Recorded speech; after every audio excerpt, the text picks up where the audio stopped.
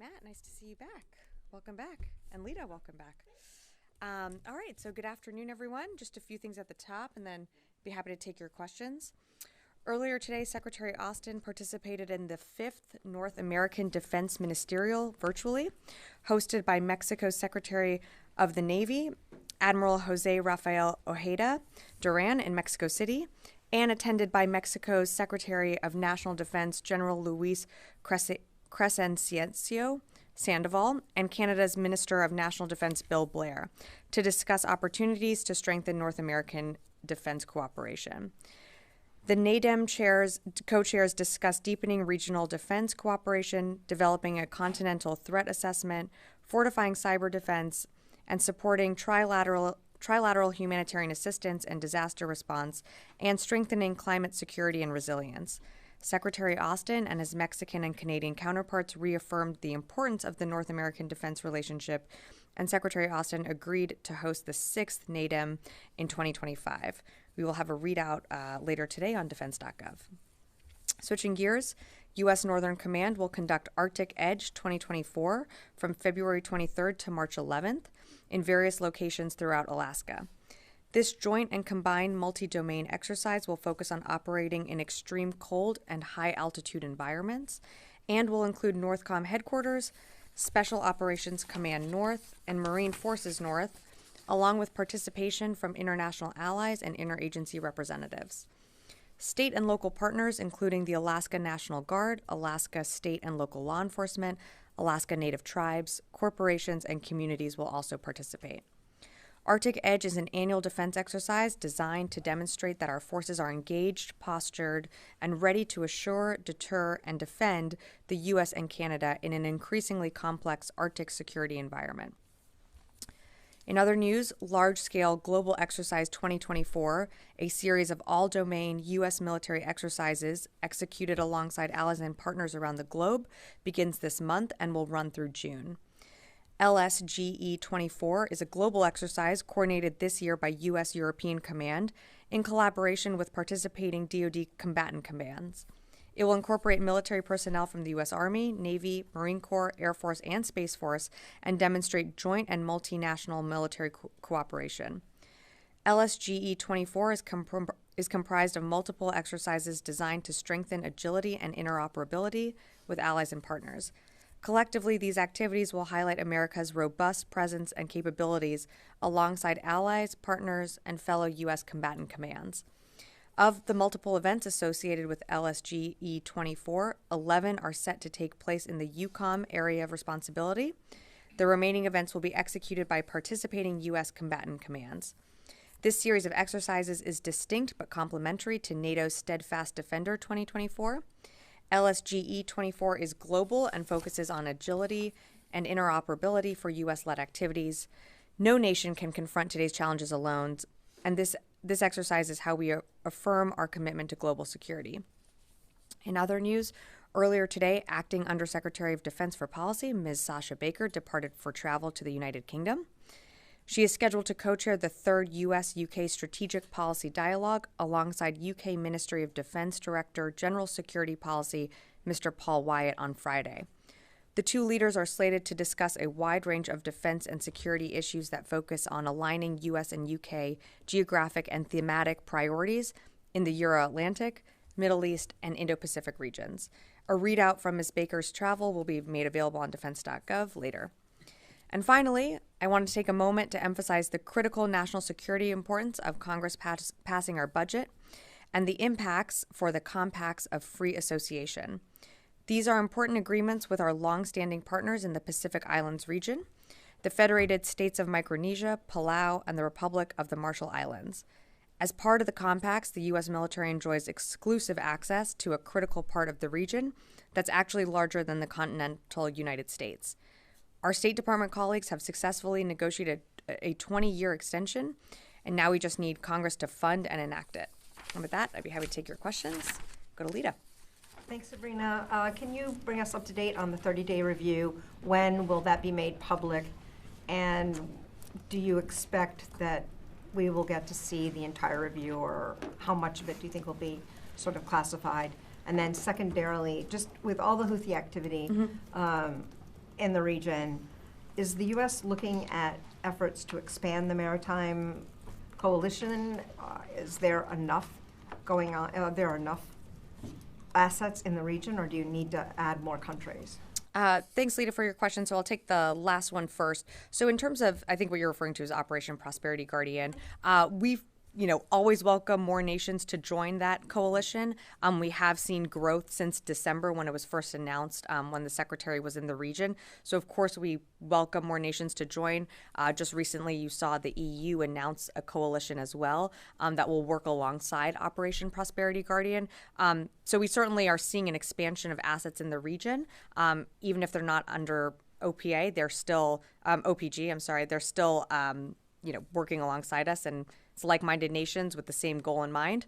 In terms of your first question on the 30-day review, don't have an exact timeline of when we're going to release either, what will be released. If it's the full review, if it's redacted, if it's an executive summary, don't have that yet. We're working towards getting you something. Hopefully that's soon, but I just don't have the date yet. Jen. Sabrina, is the Pentagon considering what weapons it could send to Ukraine that would make up for the past 5 months of congressional funding being stalled? And is the administration finally willing to send ATACMS if the long-range artillery, if Congress passes that funding? So in terms of weapons that we're considering sending, we know that Ukraine's top priorities are still air defense, artillery, ammunition. So whatever package comes together, whatever next PDA, you're going to see something that looks like what meets their priorities. And that's something that was discussed at the UDCG. I don't have anything to preview for you. I think you've heard others at the NSC also talk about how we're not taking anything off the table, but we certainly want to make sure that we're getting Ukraine what it needs. We can only do that when we have the supplemental passed in Congress. But of course, whatever we give Ukraine, it will be to meet their urgent battlefield needs. But Ukraine has said repeatedly that they need ATACMS. Are you ruling that out? We haven't taken anything off the table. And what message do you have for Ukrainian soldiers on the front lines that are facing Russian bombardment right now? Can you assure them that the U.S. is still a trustworthy ally? Well, I think you've heard the president speak to this and the secretary that we will be with Ukraine for as long as it takes. And just recently, the vice president was in Munich speaking directly to European allies, partners, the entire world about the United States' commitment. And in that speech, I think she laid out a very good case of how America cannot turn inward. We cannot resort to isolationism. We're best when we are working with our partners, with our allies. We can't stand by as an aggressor invades its sovereign neighbor. And so you have a commitment from the United States that we are going to be with you for as long as it takes. Unfortunately, that is hampered by Congress.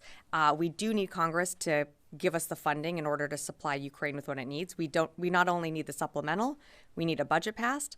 And so we're working with Congress, and hopefully we'll be able to get something done. Lastly, on the Houthis, how many U.S. ships have been hit by the Houthis? U.S. ships been hit or engaged in activity with? Actually been hit, either merchant or U.S. I'm not aware of a. I'm not aware of. I shouldn't speak to something that I don't have the numbers for, so let me take that question. I can't give you the exact number on U.S. ships, but in terms of engagement, I can also take that question for you. Tom, and then Laura, and then come on. The administration has been pushing Israel for many months now to allow more aid into Gaza. It's just not happening. I know Jordan has airlifted some aid in. I think the King was aboard the aircraft. And now there was an op-ed in the Post by a number of senators saying the U.S. should look at airlifts on its own as well as sea lift to get more aid into Gaza. Now, I know the Pentagon, I think early on, sent 3 plane loads of aid in for Gaza. Are you looking at anything along those lines, sea lift or airlifting aid in? That's something that, we would, of course, coordinate any aid efforts with other agencies, but that's something that the helm would be taken by state and USAID. And depending on what the requirements are, of course, DOD would be on standby willing to assist. But you have folks on the ground like Ambassador Satterfield. You have other folks from the NSC in the region as well, urging for humanitarian aid to get in. Should the department... Doing that for many months. Everyone said the same thing. It's not happening. So I'm asking, are you at least looking at providing either more plane loads of aid or going with airdrops or sea lift get Again, that's something that state and USAID would be the lead on. And if asked DOD to help coordinate, to help get aid in, of course, we'd be willing to assist. But right now, I'd direct you to state and aid for more of those questions. Laura. Thank you, Sabrina.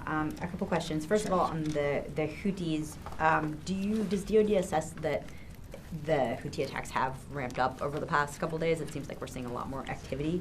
And then can you also tell us how many ships, both commercial and military, have been damaged or taken offline by the Houthi attacks?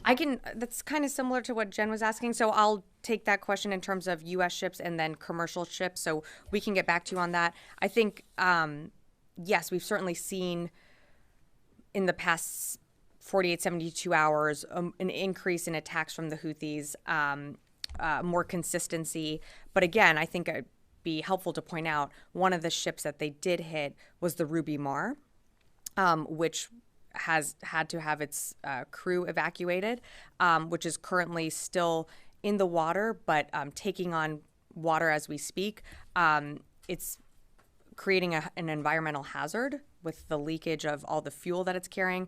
On top of that, it was carrying, to my understanding, as fertilizer. So the Houthis are creating an environmental hazard right in their own backyard. On top of that, as I mentioned at the podium the other day, they hit a ship that was carrying grain towards Yemen for their own citizens, for a starving population. So again, they're saying that they're conducting these attacks against ships that are connected to Israel. These are ships that are literally bringing goods, services, aid to their own people, and they're creating their own international problem. And just secondly, Sure. I wanted to ask you about Rafah. Has the IDF provided any plans to DoD about for its plan to protect civilians ahead of any kind of ground invasion? I'm not aware of any plan fully presented to the United States to review. Again, we're not asking to check their homework. What we're asking them to do is put forward a credible plan that they will be able to, as we have said in many conversations, protect the over 1 million innocent Palestinians that are there. And of course, any credible plan would have to take into account food, medicine, services. How are you going to provide those as you move a population? I know that's something that they're working through. The secretary, of course, remains engaged with Minister Gallant, not just at his level, but levels here at this building and throughout the interagency. But I'm just not going to get ahead of any plans that Israel's working on right now. Has not seen that plan yet. No, we're not. We haven't seen the plan, but we're not also asking to grade homework here. We want to make sure that whatever plan that they, do brief us on does include protecting innocent civilians in that region. Yes, Phil. Excuse me. One question on Ukraine. Sure. And one on Red Sea. On Ukraine, would you describe the situation facing Ukrainian forces as an eroding stalemate right now? And if not, how would you describe it? And then on the Red Sea, can you give us a sense of how much so far has been spent by the United States on Operation Prosperity Guardian and the U.S. naval mission? Do you have a daily estimate, a weekly estimate? Is that something you could take? I don't have a daily or weekly estimate. As you know, Operation Prosperity Guardian is ongoing. So when I think we have a better sense of when we can feel like we can provide more of a figure, I'd be happy to do that. In terms of your question on assessing Ukraine right now in the battlefield, I mean, I'd leave it up to the Ukrainians to assess their positions and how their general assessment of the war. But they do continue to make strides within the East and the South. We do continue to see them make progress, continue to push the Russian forces back. The issue is what they're running into right now is the fact that they don't have enough ammunition and artillery, and that's partly because we're not able to supply it. We're not able to give it to them because, frankly, of congressional inaction. So we have seen the strategic withdrawal from Avdiivka. We don't want to see them have to make those tough decisions again. So, you heard me say it, but I'll say it again. We're continuing to urge Congress to pass the supplemental so we can flow PDA packages as urgently as possible, but I'd let Ukraine characterize their own efforts on the battlefield. Matt, Sabrina? yeah, welcome back. Yeah, thank you. Just wondering, have there been any new attempted attacks on U.S. forces in the Middle East, in Iraq or Syria? And is it the department's assessment that there's essentially a credible deterrence that's taken hold at this point? Not to my knowledge. There hasn't been an attack since February 4th. So we certainly welcome that there hasn't been any attacks. I think we send a very strong message with our strikes, and we will continue to do so if we need to, and we'll do so at a time and place of our choosing, but haven't seen any activity since February 4th. Thank you. Yeah, of course. Yes, Constantine. Thanks, Sabrina. Yesterday, the Navy revealed that they're prosecuting one of their chief petty officers under the UCMJ for espionage charges. In August, last August, the DOJ indicted 2 sailors for espionage charges as well. Does the Pentagon feel like there's a problem here, that there's sort of this growing drumbeat of service members being charged for espionage? Look, these are ongoing investigations, so I'm just going to have to refer you to the Navy for that. Okay. Great. I will go to the phones and then come back in the room. Dan Lamoth, Washington Post. Hi, Sabrina. Thank you. I wanted to check back on Adivka. Number of reports over the last couple of days suggesting anywhere from a couple dozen to several hundred or even 1,000 Ukrainian soldiers have been left behind, missing, captured, various characterizations. What's the Pentagon's assessment at this point? What are you hearing from your Ukrainian counterparts? Thanks. Yeah, thanks, Dan, for the question. Unfortunately, we don't have an assessment just yet. I'd have to refer you to the Ukrainians to speak to Avdiivka and their own operations there. Heather, USNI. Thanks so much. It seems that with the uptick in Houthi attacks, that they seem to be, I guess, a little bit more accurate given what happened with Ruby Mar. And it doesn't seem that the U.S. deterrence efforts are working. Is there any plans to step up efforts or a change in tactic in order to try to stop these Houthi attacks on ships in the Red Sea? Well, thanks, Heather. We always reserve the right to respond at a time and place of our choosing. I'm certainly not going to get ahead of any action that we may or may not take. I think what you're seeing, though, in the Red Sea and the Gulf of Aden is a coalition of like-minded countries coming together, including most recently with the EU announcing their own coalition that's working alongside Operation Prosperity Guardian in working to defend innocent mariners that are transiting the Red Sea, the Gulf of Aden, and to allow for the freedom of navigation and upholding the rule of law. And so we're very proud of our efforts there. Our men and women in uniform are putting their lives on the line every single day alongside our coalition partners and allies, and I'll just leave it at that. I'll take one more from the phone and then come back in the room. Jeff Schogel, Task and Purpose. Thank you. Has the Pentagon seen any indications that this cell phone outage that's affecting AT&T customers may have been caused by a foreign adversary like China, Russia, North Korea, Iran? Thanks, Jeff. I'm not aware of us doing an assessment on this. I know the cell phone companies are looking into this. We've seen the reporting, but not aware of it being because of a foreign actor or entity in any way at this point. Thanks. Rio. Thanks, Sabrina. This week, a U.S. B-52 bomber flew over the South China Sea with Philippine fighter aircraft. So what message is the Pentagon sending to China by having a strategic bomber participate in an joint air patrol with Philippines this time? So, Rio, I think what you're referring to is just the regular rotation of a B-52 in the region. These B-52 bombers are part of the Bomber Task Force to support strategic deterrence missions aimed at reinforcing the rules-based order in the Indo-Pacific region.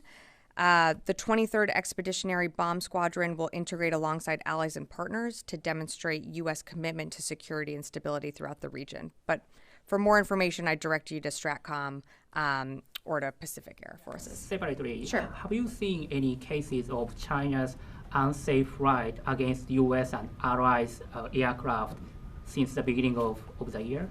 I'm not aware of any recent examples or since the beginning of the year. As you know, I think it was late last year, Dr. Ratner briefed on a few unprofessional, unsafe, risky behaviors that we had witnessed, but I'm not aware of any recent examples of one. Yeah, Natasha. Thanks, Sabrina. So the U.S. has conducted a number of strikes against the Houthis. They're a near daily occurrence now, but it seems like they're not working. And I'm just wondering what the Pentagon's assessment is of how the Houthis seem to be adapting to this kind of new reality, these daily strikes by the U.S. and some by the U.K. Are they going underground more? Are they stockpiling and shoring up their weapons supplies? What is the assessment of how they are essentially preparing to dig in for the long haul? Well, some of that assessment also includes our own intelligence assessments, which I wouldn't be able to speak to from here.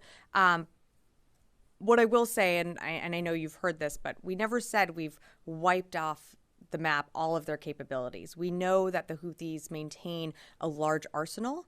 They are very capable. They have sophisticated weapons, and that's because they continue to get them from Iran. In terms of an adaptation from tactics, I don't think we've seen anything new. It's more when we see missiles on rails, when we see them about to launch an attack, we are able to take these proactive dynamic strikes. We've been able to do it more regularly because they frankly have been conducting more attacks more regularly. And we always reserve that right. I think the most sort of more unique or different tactic that we saw was with the unmanned underwater vehicle that they employed for the first time a few days ago. But other than that, I mean, they've pretty much stuck to the same playbook. Yeah, did you have a question? Sure. Do you have any update or anything on the ongoing discussions with your Iraqi partners regarding the high military commission?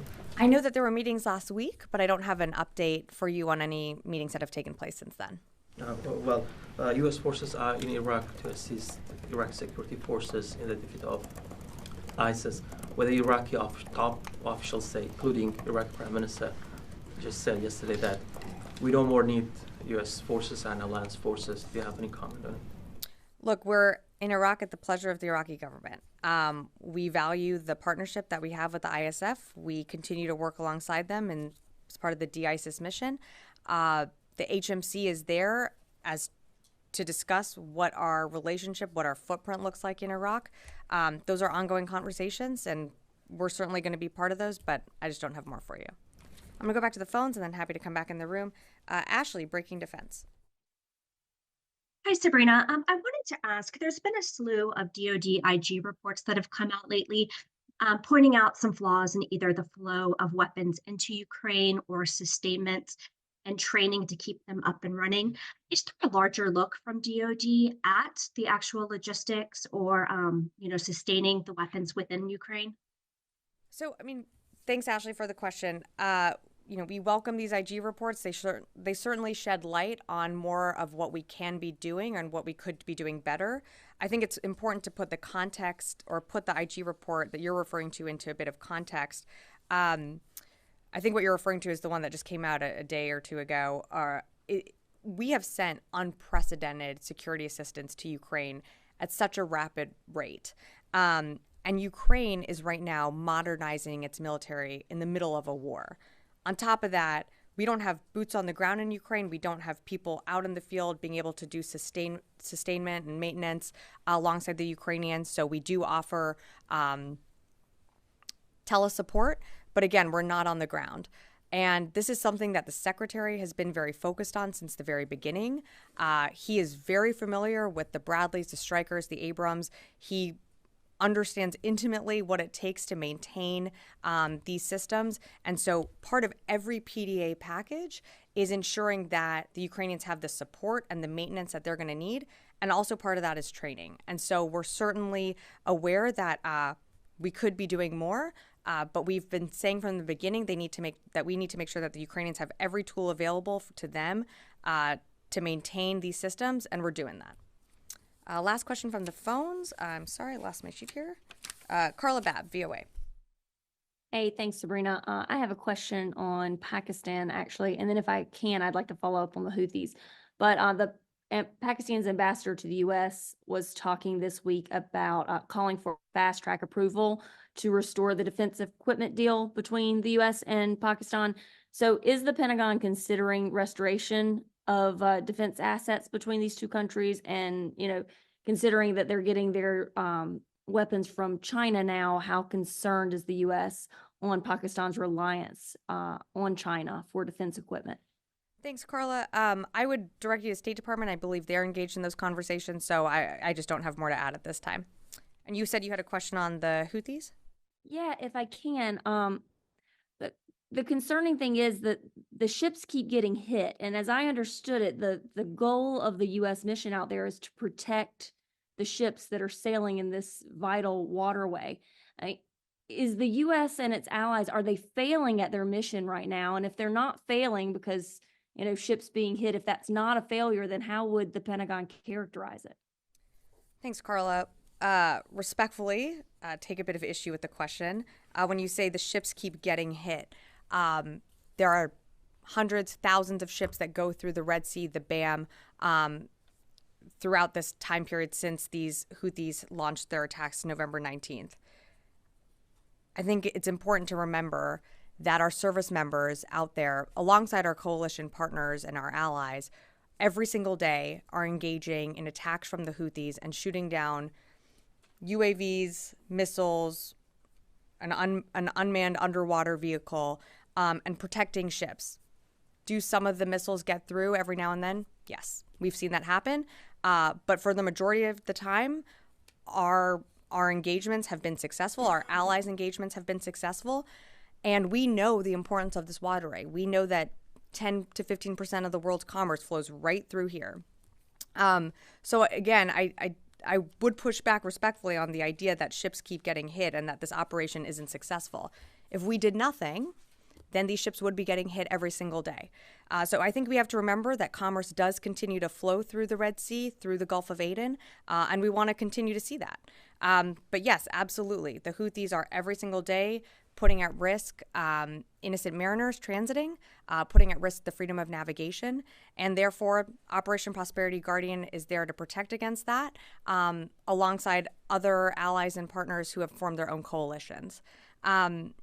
And I'm sorry, I forgot the second part of your question, if you wouldn't mind repeating that. I mean, that was pretty much it. But I mean, if ships keep getting hit, are more resources not needed to stop these ships from getting hit? I mean, this is the United States and a massive international coalition going up against a small militant group, and they're managing to hit, about a ship a day, it seems, over the last few days. I haven't spoke to them, but I would imagine they would consider that successful. So what more can the U.S. do, or should the U.S. do on this issue? Well, thanks, Carla. Again, we are certainly welcome to more allies and partners joining our coalition, like-minded nations that want to uphold the rule of law. Right now, Central Command is working every single day to ensure the freedom of navigation with the resources that they have, and working alongside partner nations. And so I'm just going to leave it at that. Constantine, and then, yeah. Thank you, madam. My simple question is... Go ahead. No, go ahead. My simple question is, as far as attacks in the Middle East on these ship lines and also on innocent peoples and all that, there are many bad actors in the area. Who is financing these bad actors or terrorists who are attacking these ships and innocents with financing and also weapons? Is it Iran, Russia, China, or all three or more? In terms of the Houthis, I think what you're referring to is the Houthis and the activity in the Red Sea and the Gulf of Aden. We know that Iran funds groups like the Houthis, like these other militant groups that we see in Iraq and Syria. So Iran certainly has its fingerprints behind the support, whether it be financial, training, equipping. Iran certainly is supporting these groups. Constantine and then Mike. So earlier this week, there was some reporting that the Osprey, that the Air Force has identified a mechanical failure as part of the Osprey investigation. Does the, as of right now, does the DoD still have confidence in the Osprey as a platform? Look, it is a very capable, unique, agile platform. In terms of confidence, that's why the services are doing the stand down and evaluating that. I know that there's an ongoing investigation, so I won't get ahead of that, but it's really up to the services to decide whether they deem that these Ospreys are, that they should continue to fly. But these are very unique platforms that offer the commander a range of options, and so, I'll let the investigation continue. Mike. Have there been any countries other than the U.S. and the U.K. that have attacked any of the Houthi targets, or is it all just the U.S. and the U.K. of all the allies operating for Prosperity Guardian or the other? There have been other engagements from other countries, but we'll let them speak for themselves. All right, Louis. Sabrina, I know you spoke earlier about the incident with this Navy charges against a sailor for espionage. Can you tell us anything specifically about this case as far as you are aware of it? I can't, unfortunately. I just don't have more information. I would refer you to the Navy for further details. And this is now would be the third incident involving a Navy sailor in the last year with similar types of charges. Is there a concern here that you may need to reinforce some of the existing policies, reinforce the training for service members across DoD, reaffirming what they should be careful of in disclosing information? Again, it's an ongoing investigation. I'd refer you to the Navy, but if the Navy feels like they need to do, better reinforcement of whether it's ethics or regulations, I'll let the Navy speak to that. But again, it's an ongoing investigation, so I don't want to get ahead of that. Great. All right. Thank you, everyone.